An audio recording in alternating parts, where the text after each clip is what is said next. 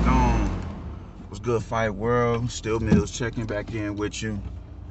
And heading to work this morning, man. Left the gym last night. Got crashed in the sparring session, man. Dude was nice. Shout out Mason. But I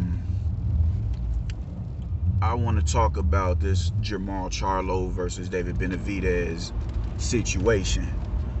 And is it ducking if he's not even in the same division as David Benavidez? You know, normally I would agree. You know, I talk a lot of shit about Golovkin. I was just, my coach, is the biggest Golovkin, fan, and I was really critical of Gennady Golovkin for a long time. I thought he was drag out overrated, and when I seen him in there with Canelo, and not even Canelo, Danny, I thought Danny won the first fight, but I never seen post-cancer Danny look, like that flustered. He was flustered, you know what I'm saying? Like, he was working for them rounds. And then when I see what he did to Canelo in the first fight, I was like, all right, it can't be denied, man. This dude is official. But when Golovkin was at 60 and he was trying to get a fight with Chavez Jr. at 68, Andre Ward stepped to him like, my nigga, you can't come up in my house and not greet the motherfucking owner of the house. Like, fuck is you talking about? And we never heard talks of going up and fighting at 168 pounds by Golovkin again, ever. So I was dragging. I ain't gonna front. I was dragging like, oh man, he ducking Andre and yada yada yada. Well, honestly, he wasn't in his division, so I don't think he was ducking. Oh, I ain't going that way. Fuck all that. He wasn't in his division to duck. I just wanted to say that he was ducking just because I wasn't a fan of dude. I ain't rocking with Golovkin, man. But and I was dragging that, because Lara wanted to go up and fight him. I fuck with Lara, hard body, and he did, he brushed Lara off. So I would drag that too, man. But as far as Charlo goes, it did, and this is my thing right here with him. I said it in another video. Him chasing Canelo. The whole purpose is him going up to 60. He wouldn't entertain going up to no 68 if Canelo was still at 60. You dig? And normally I wouldn't say it's ducking, but when you call somebody out and they respond, and you come up with, oh man, he too young. I ain't fighting nobody under 25, and he got to get a COVID vaccine and all that. Like, come on, fam. Like, come on, bro. Like, what are we doing, my nigga? You really? Like, it's just, it comes off as clout chasing, man, and just shock value and shit like that to keep your name relevant, which you don't need. You're one of the more relevant boxers out there today. People know you. So what's up with all the angles that you're trying to play, my nigga? Like, it's not necessary. And I personally don't think you need to go, like I said in another video, you don't need to go to 168 pounds when you still got work to do at 60. You haven't proven you're the best at 60. You're proving you're amongst the best.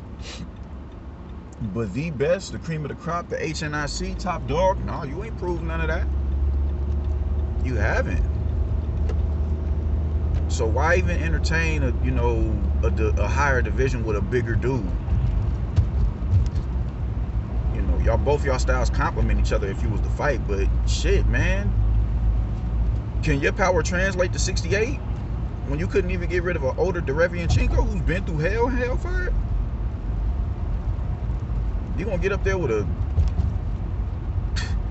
David Benavidez is a monster, dude, and you don't have the dimensions of a slick fighter, of a Canelo or a Shakur Stevenson, or somebody who's just immaculate defensively or footwork like Lomachenko.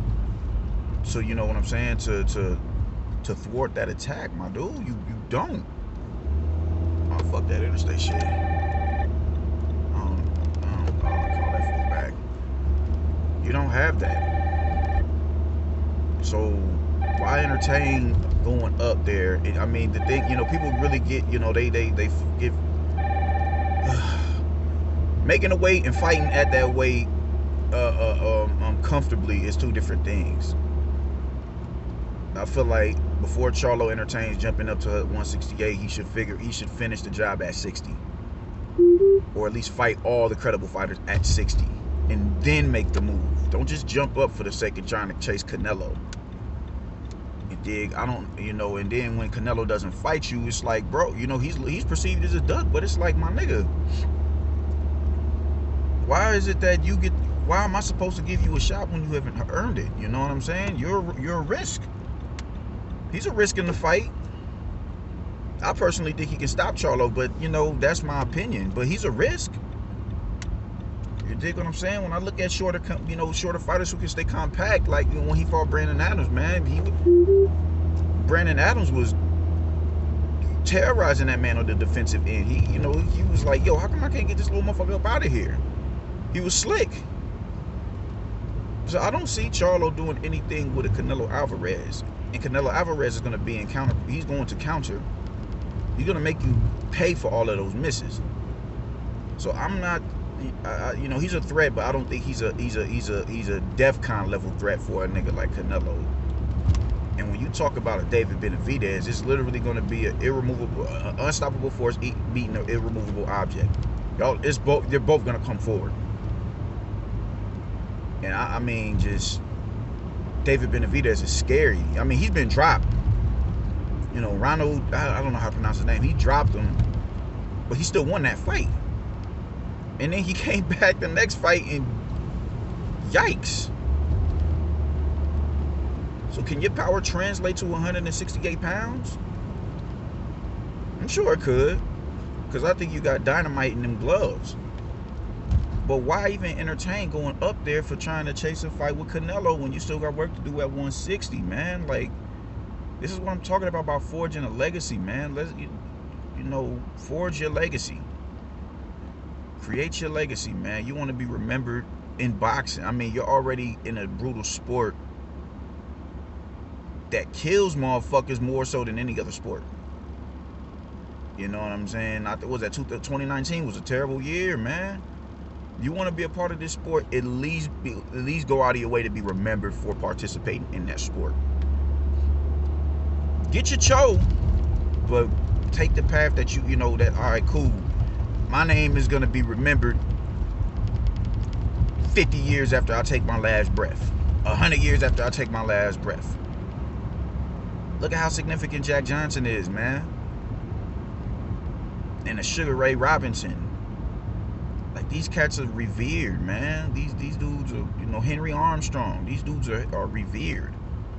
You want to take it to hip hop? Look at Big. Look at Pop. Biggie's my favorite MC, but I think he was overrated in the sense of, saying that nobody can stand next to him in rapping. I think that was bullshit. I think he could have stood next to any MC. But do I think no other MC ever could have stood next to? No, I don't think that. There was too many hitters when Biggie was alive. So I had to clarify that when I say he was overrated. That was the only reason why I think he's overrated. But nonetheless, he's my favorite MC. And he's remembered to this day. And he had a short career. 2 albums? 2 albums. His impact, though, the impact that he made on the game was just... It was potent, man. So you want to be remembered throughout the annals of time, man. Not just one of them dudes that, who's a Jermall Charlo? I've never heard of him before. Come on, man. Like, let's tap back into greatness and wanting to be great in your respective field, man. Let's get back to that. Stop chasing after Canelo and finish doing what needs to be done at 160. Do not go up there and fight no goddamn David Benavidez. Damn, man, my nigga blowing my spot. Do not go up there and fight David Benavidez at the moment. Handle 60 and go from there. God damn, man. But yeah, like and subscribe to the video, man. Still Mills Boxing. I'll chat back in with y'all later. Peace.